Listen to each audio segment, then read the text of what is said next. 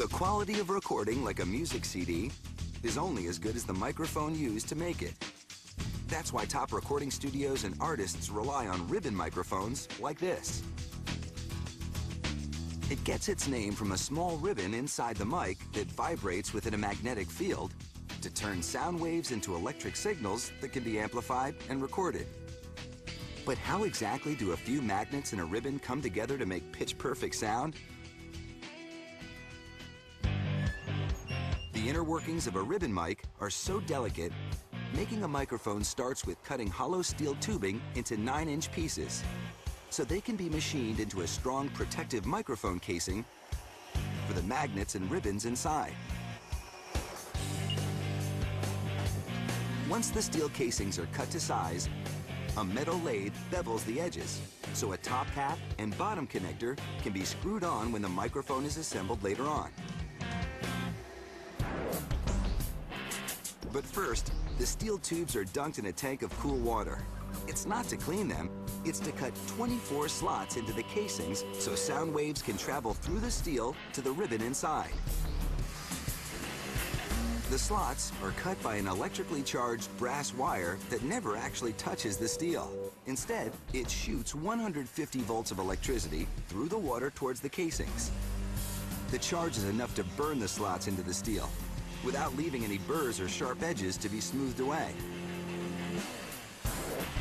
When all 24 slots are cut, the mic cases are polished with a blast of tiny glass beads.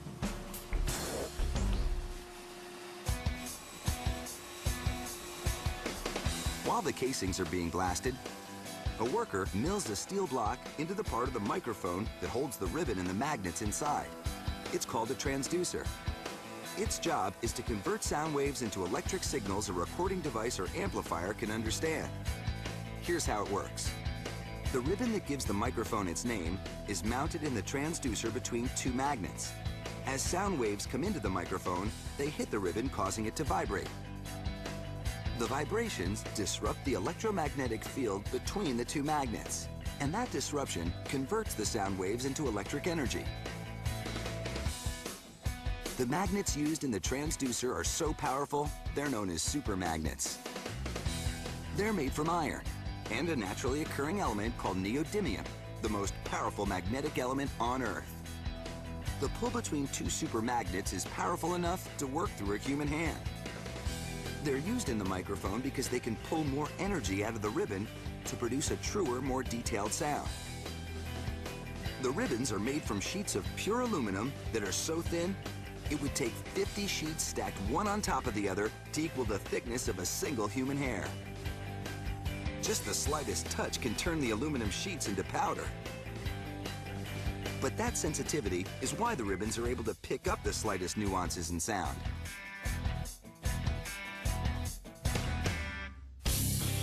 To make a ribbon, an engineer uses a razor blade to cut out a strip of the aluminum that's 4 inches long and just a fraction of an inch wide. The material is far too fragile to be measured. So instead, the ribbons are weighed to be sure the dimensions are right. If the weight checks out, the ribbons are carefully fed between two rotating gears in a crimping machine to gently crimp a corrugated pattern into the aluminum. Corrugating makes the ribbon stronger without adding any weight or thickness. The grooves also affect the way the ribbon vibrates to create a richer tone.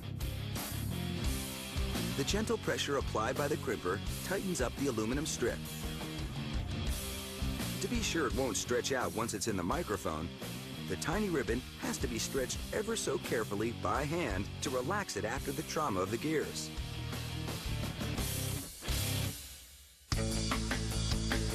The riskiest part comes next, mounting the fragile ribbon between the two magnets inside the transducer. The ribbon is placed into the slot and screwed down with two brass clamps. The brass not only holds the ribbon in place, it also conducts electricity through the ribbon to move the sound signals through the microphone. Before the screws are tightened completely, the ribbon has to be tuned to reduce noise made by the molecules in the aluminum that could distort the sound quality of the mic. It's such a dicey process, About 30% of the carefully corrugated ribbons are torn as they're installed in tune and have to be thrown out. The ribbons that make it into the transducers intact are covered with stainless steel screens to protect them from dust and dirt. Then, the transducer can be wired for sound. A small transformer is soldered to the brass clamp at the base of the transducer. It amplifies the electric signals, so they can be heard as they come out of the microphone. Once the transformer is in place, it's time to assemble the microphone. To start, a worker adds a windscreen to the inside of the protective steel casing. The screens will protect the delicate ribbon when it's inside the microphone from the pressure of wind and loud noises that could cause the ribbon to tear.